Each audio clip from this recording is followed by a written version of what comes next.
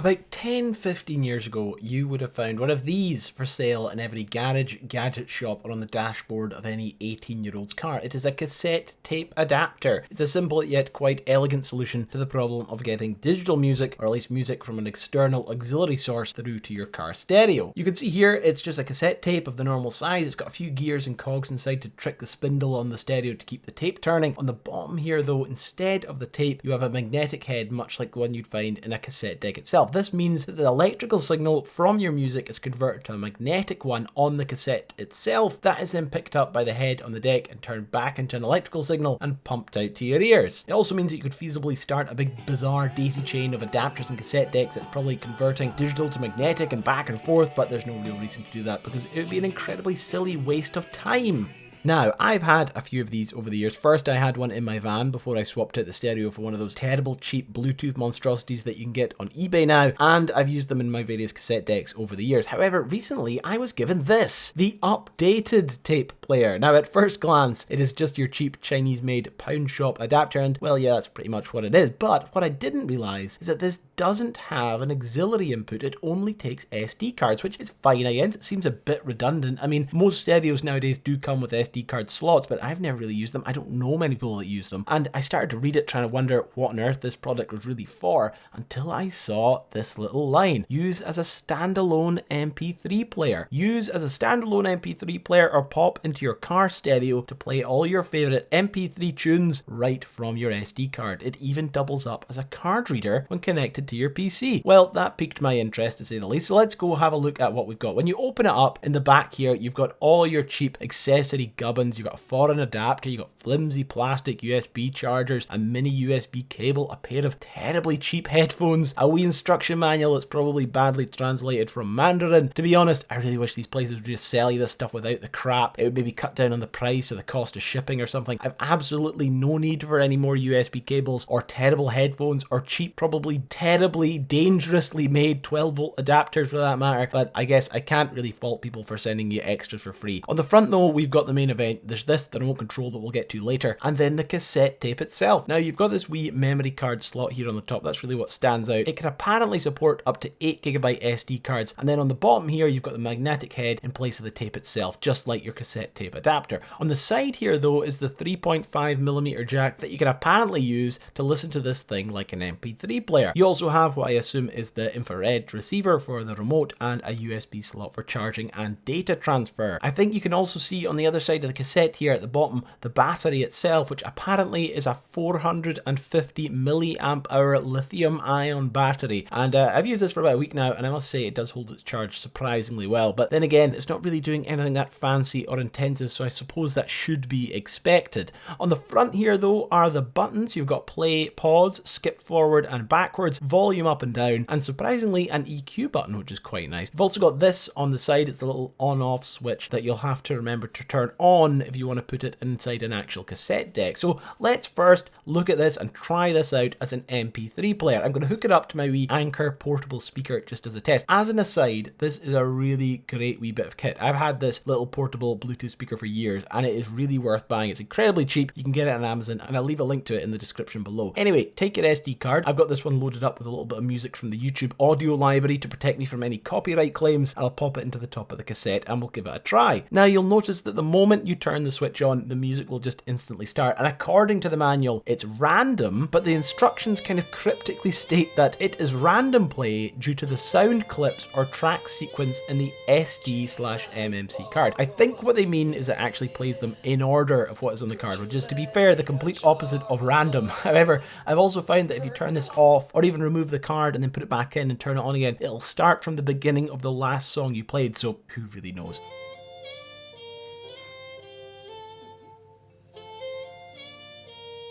And yeah, the sound's pretty clear. There's a noticeable static buzz underneath a lot of the tracks, but when I had it out and about, I never really noticed it that much. If you're going to be listening to this with high quality headphones in the house with an amplifier or something, yeah, it's probably not going to sound great. It plays MP3 files and WAVs, although it doesn't play FLAC files. And yeah, it's a pretty neat little light novelty MP3 player. Now, I mentioned before that I've never really found any use for SD cards in things like car stereos or hi-fi systems. The exception to that rule is that I do sometimes use them when we're out in the boat, mainly because I do not want to be taking an iPod out into a high salt environment like that. But invariably, I have a better way to play those files when I'm near a stereo, whether it be Bluetooth or an FM transmitter through my phone or iPod or whatever. But I came to realize that when I was finding an SD card for this, that I've got quite a lot of empty 1 to 4 gigabyte cards that aren't really that much use to me or anyone else anymore. All my cameras and recorders and the like use 64 gigabyte and above cards simply because they're so cheap now. And I realized that I could actually make up my own little physical digital music collection for this player using SD cards, sort of a digital SD mix card, which is a term that's never going to catch on. So I wiped 3 or 4 spare wee SD cards and I repurposed them for the MP3 player. So I've got a chill out card full of ambient stuff and instrumentals and the like. I've got a driving playlist. I've got a hip hop and rap card. It's actually been quite fun. And I think I'm going to keep these little cards for my van stereo in the future. As an MP3 player though, it's pretty fun to carry around. You get instant music the moment it powers up, and it's possibly the most unique looking MP3 player out there. It's incredibly light in your pocket, although it does rattle slightly, what with all the cogs and gears inside the cassette for keeping it running when it's in an actual cassette deck. It's also good being able to go out and not really having to worry about damaging it. I've had this out in the pouring rain and storms. I've dropped it a couple of times. Almost went into the swimming pool with me by accident this morning. But really the advantage is if it gets broken or waterlogged, it really is no big loss. Chances are you could probably still reclaim the SD card, get all your music back at the end of the day anyway. It's quite unprotected though. You got these holes in the bottom of the cassette and you're probably going to get dust or grit or rain in there or something. But I came up with a little solution. Just grab an old cassette case, drill a hole in the side for the headphones, and there you go. You got an instant cassette deck case. You could probably buy that on one of those novelty gadget sites for about 40 quid nowadays anyway. You can also do what I did if you want. You can make a custom wee J card and give it that authentic hipster look when you're out in the town.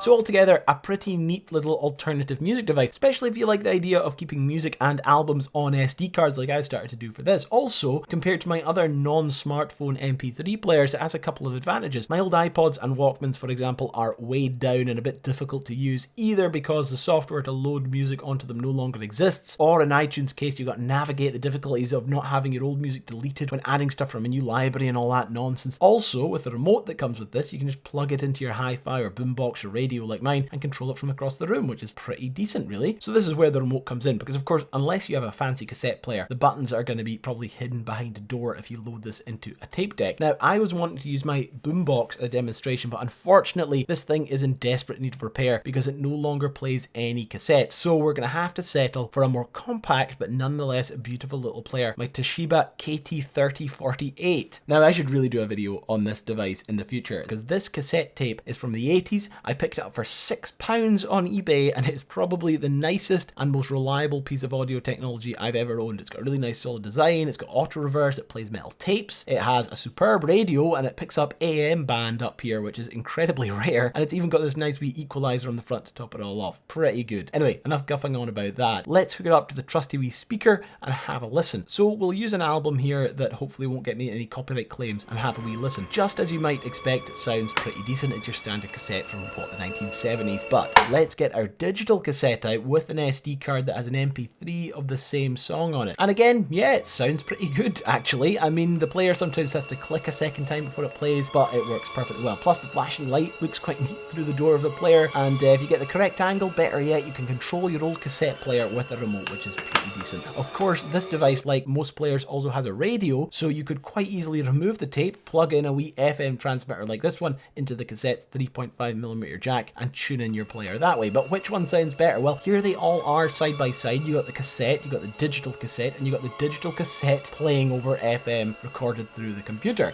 And of course, listen, all of this is a little bit silly. There's no real point in comparing audio quality. If you're buying this or cassettes these days, you're probably just in it for the novelty and fun rather than actually caring too much about the audio quality, but it's an interesting and fun thing to do nonetheless. And hey, you could start getting really silly here. Why don't we play the cassette via a cassette adapter and into the player, and then for the sake of ridiculousness, we'll stick the FM transmitter into the top of this and then tune in through the boombox, and there you are. Digital to magnetic cassette out via FM and tuned in on a boombox from the 1970s. Pretty damn neat. So altogether, what are we to make of the updated tape player? A cassette tape adapter that doubles up as an MP3 player for SD cards. Well, to be honest, I do think this is the most fun I've had making a video. It's a fun little niche gadget that probably doesn't serve much function these days unless you still have a car with an old cassette deck or you want to utilize the cassette deck on an old player, but it serves a function as well as a cheap MP3 player. It's given me a chance to make up some fake cassettes and use my SD cards, and for that I think it has been worth the money. I think what would really set this over the edge would be if it had some Bluetooth capabilities though. You can buy Bluetooth cassette tape adapters that basically stream your music to your cassette deck from your phone or iPod and convert it that way, but that capability put into something like this that's an already functioning MP3 player outside of your hi-fi system would turn it from a novelty into what I think would be a genuinely useful little device. For example, as a cheap way to add Bluetooth functionality to older stereos, hi-fis, or even my prized Toshiba here. Ah well, I guess a guy can dream. And if you do find one of those, email it to me because I will buy it. However, at the moment it's a lovely day outside, so I am going to go and listen to some tunes on my cassette tape.